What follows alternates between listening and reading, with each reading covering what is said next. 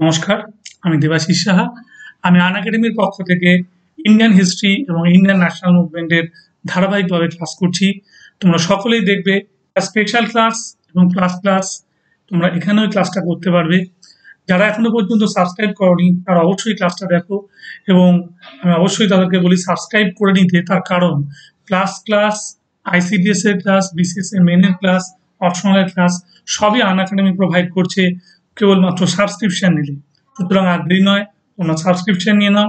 Subscription নিয়ে তোমরা class করতে শুরু করো। তার আগে আমি আমার নিজের একটু পরিচয় দিয়ে নিই, তোমরা একটু দেখে নাও। দেখো, আমি দেবাশিস সাহা। তোমরা আমার এই নামে কোডটা দেখো, ইউজ করে দেখো, ডিএসএসআর। এই কোডটা ইউজ করলে তোমরা 10% ডিসকাউন্ট পাবে এবং এই 10% ডিসকাউন্ট নিয়ে তোমরা অবিলম্বে ভর্তি হয়ে যাও এবং ক্লাসটা করো। আর আমি আমার এখানে আরেকটা ছোট্ট পরিচয় দেখাচ্ছি। দেখো, এখানটায় রয়েছে যে আমি 17 বছর প্লাস আমি একটা শিক্ষা প্রতিষ্ঠানের সঙ্গে ছিলাম। তারপর আমি আন একাডেমিতে জয়েন করি এবং ক্লাস করতে শুরু করি এবং আমি এখানে খুব ক্লাস করে এনজয় করছি, কারণ প্রচুর ভালো ভালো ছাত্ররা এখানে ক্লাস করতে বলে। ক্লিয়ার? আমি আবারও বলে দিই যে তোমরা যারা এখনো পর্যন্ত ভর্তি হওনি তারা ডিএসএসআর এই রেফারেল কোডটা ইউজ করে তোমরা ভর্তি হয়ে যাও। ক্লিয়ার? বেশ, এবার আমি একটু টপিকটা শুরু করি। আমি এর আগে আমাদের Gandhi, Indian National Congress, Indus valley civilization, Satavahana dynasty, clear, এগুলো নিয়ে আমি আলোচনা করেছিলাম। আজকে আমি আলোচনা করব, লাস্ট আমি আলোচনা করেছিলাম কুইট ইন্ডিয়া মুভমেন্ট এবং বলেছিলাম আমি এক্সট্রিমিস্ট মানে লিডারদের নিয়ে একটু আলোচনা করব। আজকে আমার বিষয়বস্তু এক্সট্রিমিস্ট লিডার্স। তোমরা একটু ভালো করে দেখো, আমি যাচ্ছি।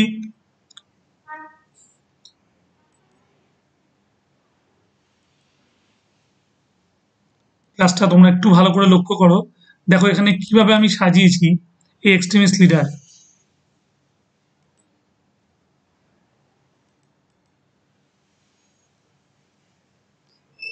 দেখো, এক্সট্রিমিস্ট লিডারদের মধ্যে আমি যাকে দিয়ে শুরু করেছি তিনি হচ্ছেন বাল গঙ্গাধর তিলক। ক্লিয়ার? এবং এই বাল গঙ্গাধর তিলক সম্পর্কে বলবার আগে আমাদের একটু জানতে হবে কারা এক্সট্রিমিস্ট বা এক্সট্রিমিস্টদের উত্থান হলো কিভাবে। এক্সট্রিমিস্টদের উত্থান ইতিহাসটা একটু আলোচনা করতে গেলে আমাদের দেখতে হবে একটা বিশ্ব ইতিহাসের প্রেক্ষাপট। বিশ্ব ইতিহাসের প্রেক্ষাপটে আমরা দেখতে পাই যে জাপানের মতো একটা ছোট্ট দেশের কাছে যখন রাশিয়া পরাজিত হলো, সেটা কিন্তু একটা বড় আলোড়ন ফেললো। এবং তার আগে আমরা দেখেছিলাম যে ইটালি ইউনিফিকেশন হয়ে গেছে, জার্মানি ইউনিফিকেশন হয়ে গেছে এবং সোভিয়েত রাশিয়াতে আমরা দেখেছিলাম যে একটা একটা বিপ্লবের একটা, কি বলবো, একটা আবহাওয়া তৈরি হচ্ছে। এই আন্তর্জাতিক পরিস্থিতিতে যে ঘটনাগুলো ঘটিয়েছিল তা দেখে আমাদের ভারতীয়দের মধ্যে একটা ইন্সপিরেশন আসে, তাই তো?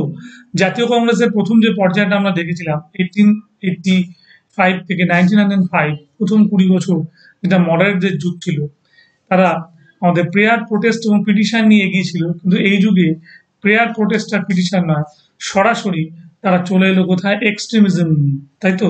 যারা চাইলো কমপ্লিট ইন্ডিপেন্ডেন্স এবং কমপ্লিট ইন্ডিপেন্ডেন্সের জন্য আমাদের কি করা দরকার? আমাদের ভারতবর্ষের স্বাধীনতা আন্দোলনে আমাদের দরকার হলে চরমপন্থা মানে হত্যার রাজনীতিও দরকার হলে নিতে হবে। ক্লিয়ার? এবং আমরা দেখলাম যে গুপ্ত সমিতিগুলো তৈরি হয়েছিল এই সময়। এবং 1897-এ আমরা যেমন দেখেছিলাম society for the removal of obstacles of Hindu politics, তাই তো? মানে আমাদের হিন্দু ধর্মে অন্তরায় বিনাশী সংঘ, ঠিক আছে, আমরা যেমন দেখেছিলাম। ঠিক একই রকম ভাবে আমরা 1902 সালে অনুশীলন সমিতি দেখেছিলাম তৈরি হতে। এবং এই যে তৈরি হওয়াটা, এর মধ্যে আরো একটা ঘটনা বা আরেকটা প্রেক্ষাপটের মধ্যে রয়েছে, কিছু রাজনৈতিক নেতা এই আবহাওয়াটা তৈরি করেছিল। এবং এই এক্সট্রিমিস্ট লিডারদের মধ্যে প্রথমেই যে তিনজনের নাম চলে আসে, বাল গঙ্গাধর তিলক, লালা লাজপত রায় এবং বিপিন চন্দ্র পাল, তাই তো? আমাদের লাল বাল পাল বলে এরা তিনজন হচ্ছে পরিচিত। এবং এর সঙ্গে সঙ্গে আমরা দেখতে পাই অরবিন্দ ঘোষ ছাড়াও রয়েছেন আমাদের অশ্বিনী কুমার দত্ত। অশ্বিনী কুমার দত্ত ছাড়াও আমাদের রয়েছেন কৃষ্ণ কুমার মিত্র, শিশির কুমার ঘোষ। এইরকম সমস্ত বিখ্যাত বিখ্যাত আমাদের, কি বলবো, এক্সট্রিমিস্ট লিডাররা এখানে ভিড় করেছিল। এবং চিদম্বরম পিল্লাই, তাই তো? সাউথ ইন্ডিয়ার চিদম্বরম পিল্লাই, যিনি একজন এক্সট্রিমিস্ট ছিলেন।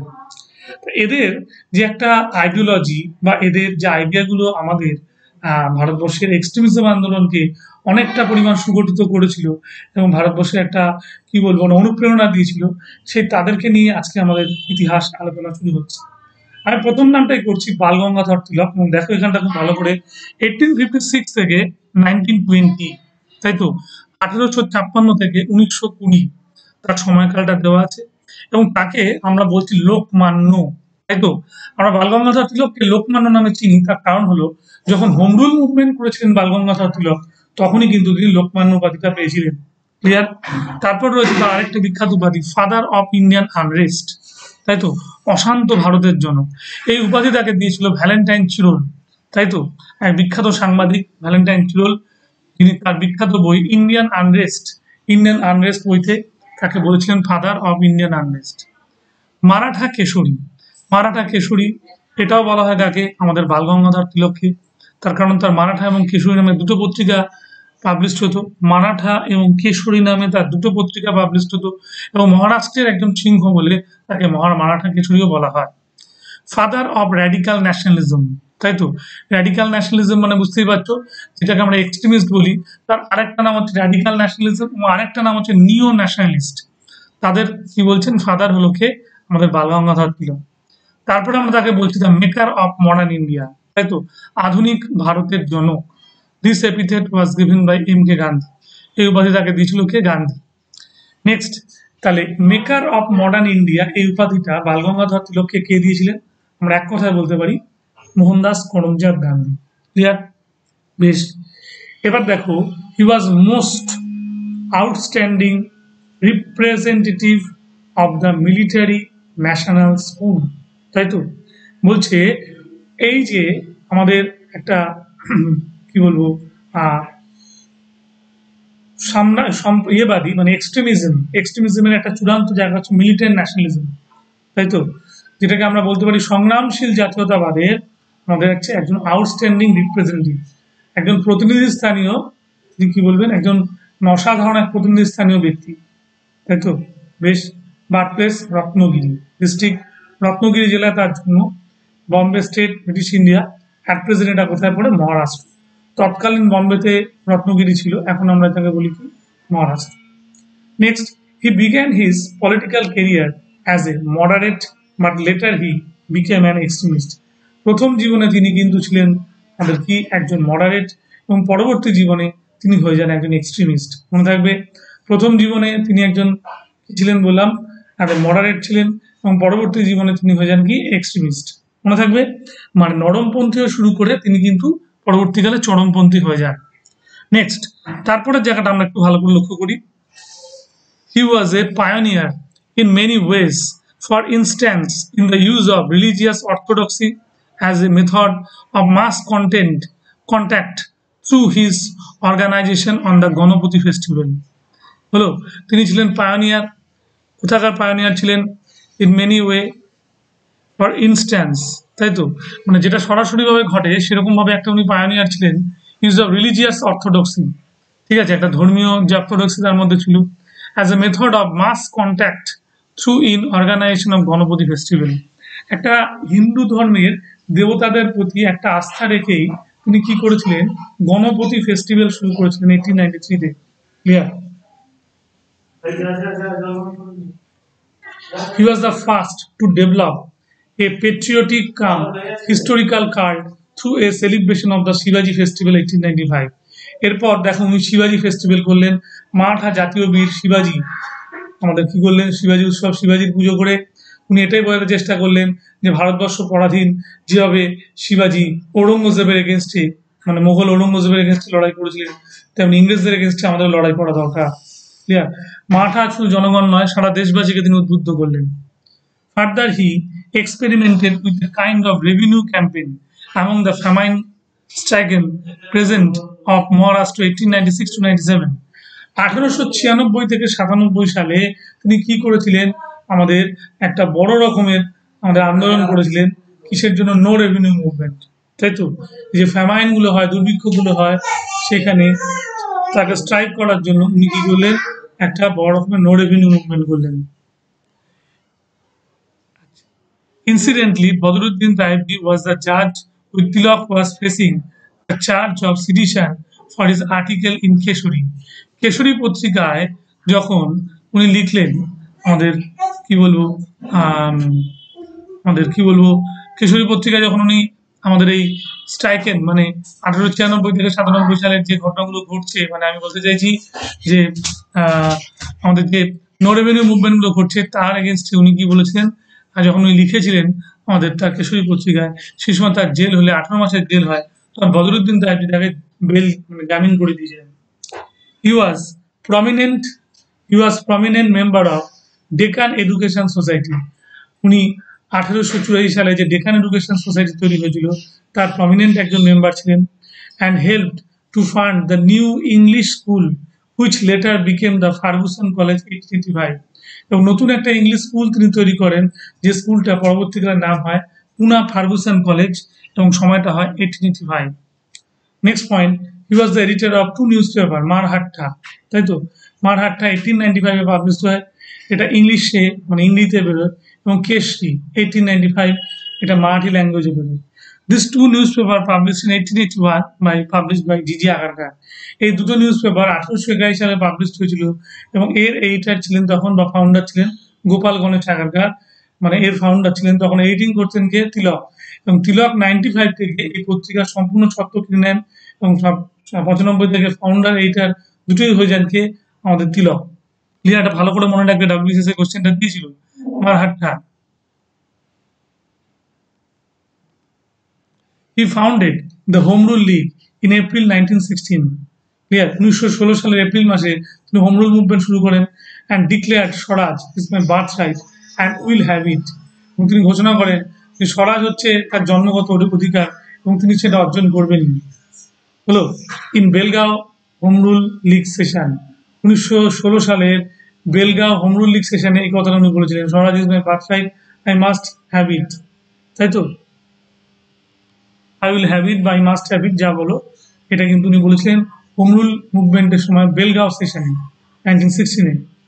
হি ওয়াজ ইমপ্রিজন্ড টুয়াইস, দুবার ওনার জেল হয়েছিল by British for his nationalistic activities. ঠিক আছে, ন্যাশনালিস্টিক অ্যাক্টিভিটিস মানে জাতীয়তাবাদী কার্যকলাপের জন্য তার দুবারের জেল হয়েছিল। প্রথমবার হচ্ছে 1897 বললাম, যেটা সেটা নো রেভিনিউ মুভমেন্টের জন্য, কেশরী পত্রিকা লেখার জন্য ওনার জেল হয় 18 months, and again 1908 for 6 years। আবার 1908 সালে ক্ষুদিরাম বসু এবং প্রফুল্ল চাকির অ্যাক্টিভিটিসটাকে সমর্থন করার জন্য তিনি কেশরী পত্রিকার সংস্কৃতি লেখেন, এবং যে লেখার জন্য তার কি হয়, কারাদণ্ড হয়ে যায়, এবং সেই কারাদণ্ড হয় কত দিনের? 6 বছরের কারাদণ্ড হয়। ঠিক আছে, এবং তাকে মান্দালয় জেল, বার্মার মান্দালয় জেলে পাঠানো হয়। Tilak supported the revolutionary activities of Khudiram Bose and Prafulla Chaki in his journal Kesari, so he was arrested by British police. ঠিক যে কারণটা আমি আগে বললাম একটু আগে, সেটা আমি ব্যাখ্যা করেছি এখানে। He played a prominent role in anti partition movement. উনি খুব বড় একটা ভূমিকা নিয়েছিলেন অ্যান্টি পার্টিশন মুভমেন্টের সময়, যেটা 5 থেকে 8 অব্দি চলেছিল, and was responsible for making it A all India movement. এবং তিনি এটাকে কি করেছিলেন, সমগ্র ভারত জুড়ে আন্দোলনটাকে ছড়িয়ে দেওয়ার চেষ্টা করেছিলেন, তাই তো। তাহলে তিলক অ্যান্টি পার্টিশন মুভমেন্ট, ভারত মানে আমাদের অ্যান্টি পার্টিশন মুভমেন্ট মানে বুঝতে পারছো এই বাংলা ভাগ, তাই তো। বঙ্গভঙ্গ আন্দোলনের সময় এই মুভমেন্টে তিনি জড়িয়ে পড়েন, এবং উনি শুধু মহারাষ্ট্র নয় সারা ভারতবর্ষব্যাপী এই মুভমেন্টটাকে ধরানোর চেষ্টা করেন। ঠিক আছে, for making it A India movement. He wrote Gita রহস্য, তার বিখ্যাত বইয়ের মধ্যে রয়েছে গীতা রহস্য and Arctic home of the Vedas. কি কি বই বললাম? একটা বই বললাম গীতা রহস্য, আরেকটা বই হচ্ছে Arctic home of the Vedas. Clear? Gita রহস্য বইতে গীতার মর্মবাণীগুলো নিয়ে উনি আলোচনা করেছিলেন, আর আর্কটিক হোম অফ দ্য ভেদাসে উনি এই আর্যদের আদি বাসস্থান যে আমাদের কোথায় আর্কটিক হোমে, মানে আমাদের ওই মানে পামির সুমেরু অঞ্চলে, সেটা দেখানোর উনি চেষ্টা করেছেন কিসের সাহায্যে? অ্যাস্ট্রোনমির সাহায্যে। ক্লিয়ার? বেশ। He played an important role when the Lucknow Pact was signed। 1916 সালে যখন লখনৌ প্যাক্ট সাইন হয়েছিল, তখন কিন্তু তিনি একটা ইম্পর্টেন্ট রোল প্লে করেছিলেন। Lucknow pact was sign between Muslim লীগের পক্ষ থেকে ছিলেন M A Jinnah and Indian National Congress থেকে সই করেন কে? আমাদের বাল গঙ্গাধর তিলক। তাহলে উনি যে একটা ইম্পর্টেন্ট রোল প্লে করলেন আমাদের লখনৌ প্যাক্টের সময়, উনি কংগ্রেসের তরফ থেকে এলেন এবং জিন্নাহ এলেন মুসলিম লীগের তরফ থেকে, দুজনের মধ্যে একটা সন্ধি হলো, তাই তো। এটা হচ্ছে আমরা বলতে পারি যে মুসলিম লীগ কংগ্রেসের সঙ্গে মার্জ হওয়ার চেষ্টা করলো। ঠিক ঠিক আছে, his growth, his growing differences with moderates led to Surat split. তার যে একটা গ্রোয়িং ডিফারেন্সেস ছিল উইল মডারেটদের সঙ্গে যার যে একটা মানে কি বলো ক্রমবর্ধিত একটা দূরত্ব তৈরি হচ্ছিল সেটা সুরাট স্প্লিটে স্পষ্ট হলো। And finally the expulsion of Tilak from হচ্ছে কংগ্রেস, তিলক ফ্রম দ্য কংগ্রেস। এবং সেখানে দেখতে পেলেন কি যে সুরাট যখন হবে, সুরাটের জায়গাটা ঠিক হয়নি। এই জায়গাটা ঠিক হয়েছিল এমন একটা জায়গায় যেখানে তিলক অথবা লালা লাজপত রায় অথবা তিলক প্রেসিডেন্ট হতে পারে। লালা লাজপত রায় যখন প্রেসিডেন্ট হলেন না তখন তিলক প্রেসিডেন্ট হতে এলেন এবং তিলক দেখলেন যেটা মডারেটদের ঘাঁটি সুরাটে চলে গেছে। এবং তিলক যখন তার সঙ্গী সাথীদের নিয়ে হাজির হলেন তখন দেখলেন যে রাসবিহারী ঘোষ প্রেসিডেন্ট হয়ে বসে আছে। ঠিক সেই সময় একটা গন্ডগোল বাঁধে এবং কোনো জনৈক একজন ব্যক্তির চটি এসে লাগে দুজনের কাছে, সুরেন্দ্রনাথ বন্দ্যোপাধ্যায় এবং ফিরোজ শাহ মেহতার কাছে। এবং সেই সময় প্রচণ্ড গন্ডগোল শুরু হয়, পুলিশে খবর দেওয়া হয়, পুলিশ এসে কংগ্রেস সভাটাকে ভেঙে দেয়। ক্লিয়ার? এবং সেই সময় থেকে আমরা যেটাকে বলি সুরাট স্প্লিট, মডারেট আর এক্সট্রিমিস্টরা আলাদা হয়ে যায়। এখন প্রশ্নটা হচ্ছে সুরাট স্প্লিটটা কি নিয়ে, কোন ঘটনাটাকে কেন্দ্র করে সুরাট স্প্লিট হয়েছিল? সেটা হচ্ছে আমাদের স্বরাজ্য, তাই তো? স্বরাজ্য এই কনসেপ্টটা নিয়ে কিন্তু আমাদের ওদের মধ্যে গন্ডগোলটা বাঁধল। কারণ দাদাভাই নৌরুজি যেটা স্বরাজ্যের কথা বলেছিলেন, স্বরাজ, সেই স্বরাজ শব্দ অর্থ হচ্ছে সেলফ গভর্নমেন্ট। ঠিক আছে, কমপ্লিট ইন্ডিপেন্ডেন্সের কোনো কথা নেই। সেই তোমার স্বরাজ বা সেলফ গভর্নমেন্ট নিয়েই আমাদের চরমপন্থীদের সঙ্গে নরমপন্থীদের ঝামেলা বাঁধে এবং এরা আলাদা হয়ে যায়। এবং আমরা দেখতে পাই যে 1916 আমার নরমপন্থী চরমপন্থী এক জায়গায় জুড়ে যায়। হলো? আচ্ছা, Surat split and finally the expulsion of the Tilak from the Congress. আচ্ছা, তিলক ডায়েড অন 1 আগস্ট 1920। তিলক মারা গেলেন ঠিক যেদিনকে নন কোঅপারেশন মুভমেন্ট শুরু হচ্ছে সেদিনকেই মারা গেলেন। হিজ পলিটিক্যাল গুরু বা মেন্টর ওয়াজ কে ছিলেন? শিশির কুমার ঘোষ। তিনি শিশির কুমার ঘোষকে তার পলিটিক্যাল গুরু মনে করতেন।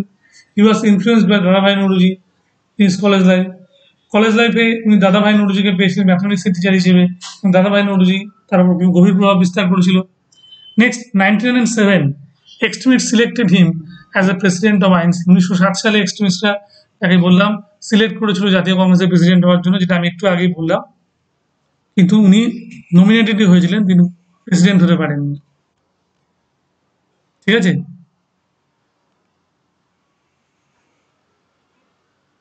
5 থেকে 8 এখানে সবই বলা হয়েছে তিলকের।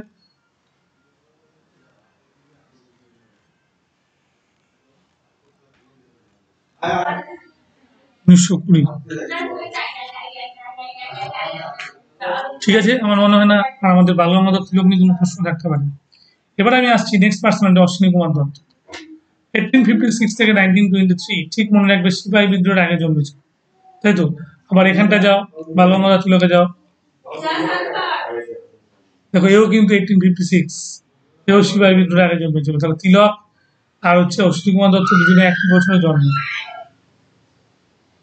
তাই তো? বেশ। অশ্বিনী কুমার দত্ত আলোচনা করবার আগে একটু বলে দিই যে অশ্বিনী কুমার দত্ত কে ছিলেন। অশ্বিনী কুমার দত্ত অ্যাকচুয়ালি ছিলেন বরিশাল, তাই তো? বরিশাল মানে আমাদের বুঝতে পারছি অবিভক্ত বাংলাদেশের একটা জায়গা। এবং ওই বাংলাদেশে আমাদের বরিশালে উনি কি করেছেন, স্বদেশী বাগান মুভমেন্টটাকে ছড়িয়ে দিয়েছিলেন। এবং এক্সট্রিমিজমের চূড়ান্ত একটা পরিণতি ঘটানো হয়েছে কোথায়? আমাদের বরিশালে। এবং বরিশালে তার স্বদেশ বান্ধব সমিতি বলে একটা অর্গানাইজেশন তৈরি হয়। তিনি সন্ত্রাসবাদী রাজনীতিতে বিশ্বাসী ছিলেন এবং অশ্বিনী কুমার দত্ত 1897-এ জাতীয় কংগ্রেসের পক্ষ থেকে আমাদের গেস্ট হিসেবে এসেছিলেন। এবং গেস্ট হিসেবে আসার সময় বক্তৃতা দেওয়ার সময় তিনি বলেছিলেন যে জাতীয় কংগ্রেস হলো হচ্ছে একটা কি 3 দিনের তামাশা, 3 days তামাশা।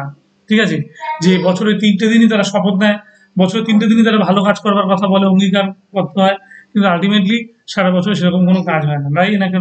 তাই উনি বললেন যে এটা কি একটা ওয়ান কাইন্ড অফ 3 days তামাশা বা 3 days মকানি। ঠিক আছে, অশ্বিনী কুমার দত্তকে আমরা কি বলছি? আনক্রাউন কিং অফ বরিশাল, বরিশালের মুকুটহীন সম্রাট। Clear?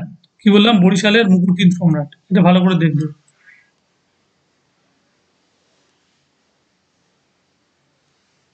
Hello, he was the famous extremist leader of Barisal of Bangladesh. তিনি ছিলেন একজন বিখ্যাত চরমপন্থী নেতা বরিশাল বাংলাদেশ। বেশ। হি ফাউন্ডেড ব্রজমোহন বিদ্যালয়। তার বাবা ব্রজমোহনের নামে তার ছেলে স্কুল করলেন ব্রজমোহন বিদ্যালয়। আমার পরে কলেজও করলেন, যার নাম Brajamohan college at Barisal. Brajamohan school এবং ব্রজমোহন কলেজ দুটোই বরিশালে তিনি নির্মাণ করলেন। হলো। He wrote ভক্তিযোগ। ভক্তিযোগ বিবেকানন্দের মতো একটা ভক্তিযোগ বই লিখলেন, কর্মযোগ লিখলেন বিবেকানন্দের মতো, প্রেম বলে একটা বই আছে। তার সঙ্গে সঙ্গে লিখলেন আত্মপ্রতিষ্ঠা। আত্মপ্রতিষ্ঠার সঙ্গে লিখলেন হচ্ছে ভারত গীতি, আত্মপ্রতিষ্ঠা ভারত গীতি এবং দুর্গোৎসব স্তোত্র। দুর্গোৎসব স্তোত্র। কি কি বই লিখলেন তাহলে? ভক্তিযোগ, কর্মযোগ, প্রেম, আত্মপ্রতিষ্ঠা, ভক্তিগীতি, এই ভারতগীতি, ভক্তিগীতি নয় ভারতগীতি, সরি ভারতগীতি এবং দুর্গোৎসব স্তোত্র। এর মধ্যে বলে দিই ভারতগীতিটা খুব ইম্পর্টেন্ট এবং একই সঙ্গে যুক্ত হচ্ছে আত্মপ্রতিষ্ঠা। ঠিক আছে, এই দুটো বই হচ্ছে তার মূল বিখ্যাত বই।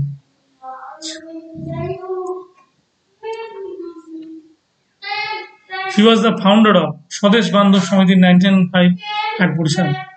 1905 সালে তিনি স্বদেশ বান্ধব সমিতি তৈরি করেছিলেন। 1905 সালে তিনি স্বদেশ বান্ধব সমিতি তৈরি করেছিলেন। মনে দেখবে he criticized the annual session of Congress as 3 days tamasha. Annual session of Congress, এটাকে আমরা 3 days tamasha বলছি।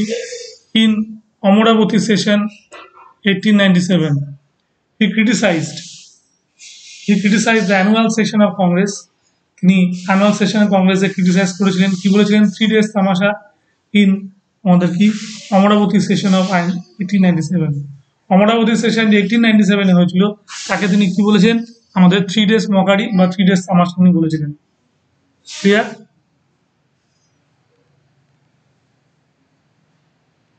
বলছে এর পরবর্তীকালে আমরা দেখতে পাই যে উনি ওনার কেরিয়ার শুরু করেছিলেন কিন্তু একজন স্কুল টিচার হিসেবে। He started his career life as a school teacher.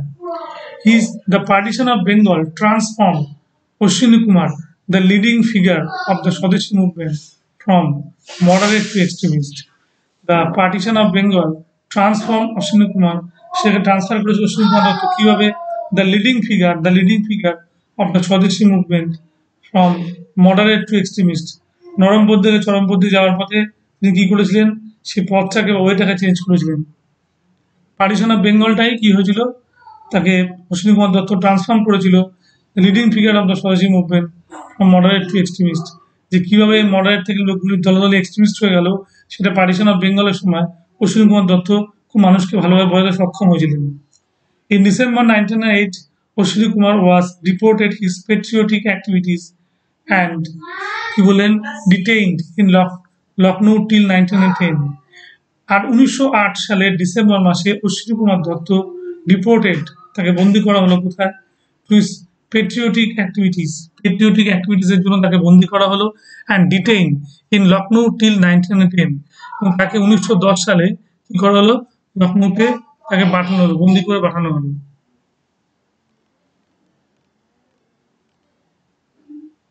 দুবার এসে গেছে তিলকটা। এরপরে আমাদের শুরু হবে অরবিন্দ ঘোষ, তাই তো? তাহলে অশ্বিনী কুমার দত্ত তোমাদের কাছে পরিষ্কার হলো। অশ্বিনী কুমার দত্তের মূল জায়গাটা স্বদেশ বান্ধব সমিতি, দেখে নেবে যেখানটা রয়েছে স্বদেশ বান্ধব সমিতি 1905 সালে।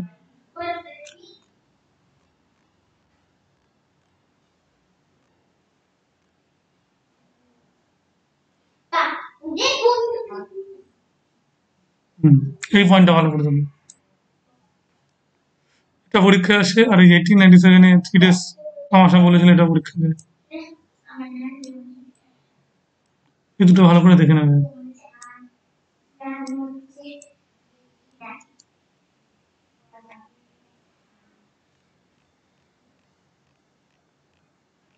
তিলকের জায়গাটা চলে এসছে এখানে।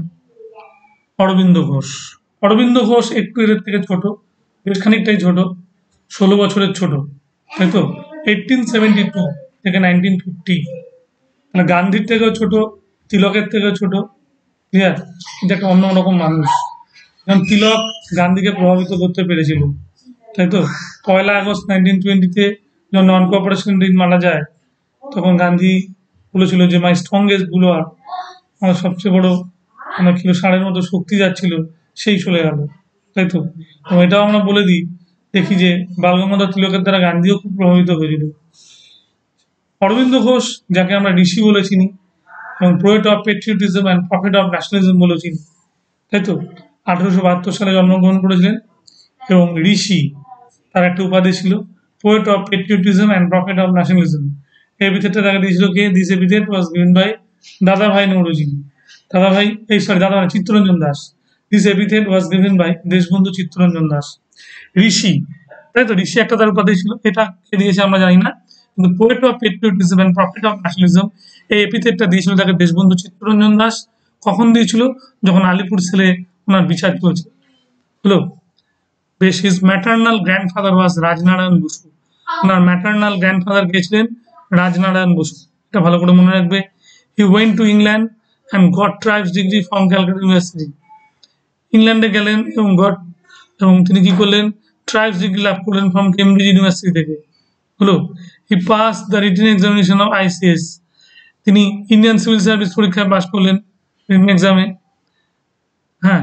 হিজ পলিটিক্যাল মেন্টর ওয়াজ ঠাকুর সাহেব অফ মহারাষ্ট্র। তার রাজনৈতিক গুরু ছিল কে? ঠাকুর সাহেব অফ মহারাষ্ট্র, যিনি তাকে বিপ্লব মন্ত্রে দীক্ষা দেন। হলো। এই পয়েন্টটা বলে আমি ছাড়বো। He played an important role in anti partition movement. Anti partition মুভমেন্টের সময় আমাদের অরবিন্দ ঘোষ একটা বড় রকমের রোল প্লে করেছিল। Later he became the principal of the Bengal national college. এরপর তিনি বেঙ্গল ন্যাশনাল কলেজের তিনি অধ্যাপক হন, প্রিন্সিপাল হন। Started in Calcutta 1906 as part of the scheme of national education. শুনলে অবাক হয়ে যাবে, অরবিন্দ ঘোষ এই বড়দার যে প্রিন্সিপালের চাকরিটা সেটা কিন্তু ছেড়ে দেন, তাই তো। ঠিক চাকরিটা ছেড়ে দিয়ে উনি যে চাকরিটা নেন সেটা হচ্ছে কি? আমাদের এইখানে বেঙ্গল ন্যাশনাল কলেজের আমাদের একটা প্রিন্সিপালের চাকরি। সেই চাকরিতে মাইনে ছিল, বড়দা কলেজের প্রিন্সিপাল হয়ে তার মাইনে ছিল হচ্ছে 800 টাকা, সেটা 80 টাকায় নেমে এলো যখন তিনি বেঙ্গল ন্যাশনাল কলেজে প্রিন্সিপাল হলেন। ক্লিয়ার? মনে থাকবে। আমি আজকে এই পর্যন্ত বললাম ভালো করে। নেক্সট দিন আমি আলোচনা করব পরের ক্লাসে আমাদের বাকি আমাদের এক্সট্রিমিস্ট লিডার সম্পর্কে। যাই হোক, আমি আবার একটু ফিরে আসি। যারা এখনো পর্যন্ত ভর্তি হওনি তারা দেখো যে দেবাশিস সাহা DSA স্যার এই রেফারেল কোডটা ইউজ করো এবং রেফারেল কোডটা ইউজ করে অবিলম্বে ভর্তি হয়ে যাও। ক্লিয়ার? এবং এই প্রসঙ্গে আমি আরেকটু দেখিয়ে রাখি, যেটা আমার পরিচিতি, ঠিক আছে, 18 বছর ধরে আমি পড়িয়েছিলাম এবং WCS অপশনে একটি বই আমার বেরিয়েছে, বা যেটা খুবই বিক্রি হচ্ছে বইটা, ঠিক আছে, তোমরা দেখতে পারো মন্ডল প্রকাশনী থেকে বেরিয়েছে। বইটার নাম হচ্ছে history optional. Clear? Paper 1 paper 2 Debashis Saha এবং দেববন দাস দুজনের লিখিত বই। এটা মন্ডল প্রকাশনী থেকে পাওয়া যাচ্ছে, তোমরা দেখতে পারবে। যাই হোক, আমি ফিরে আসি। তাহলে আজকে আমরা এই পর্যন্ত আলোচনা করলাম আমাদের এক্সট্রিমিস্ট কংগ্রেস লিডারদের নিয়ে। আমরা অরবিন্দ ঘোষের একটুখানি বলে আমরা ছাড়লাম। তাহলে হয়ে গেল আমাদের কি কি?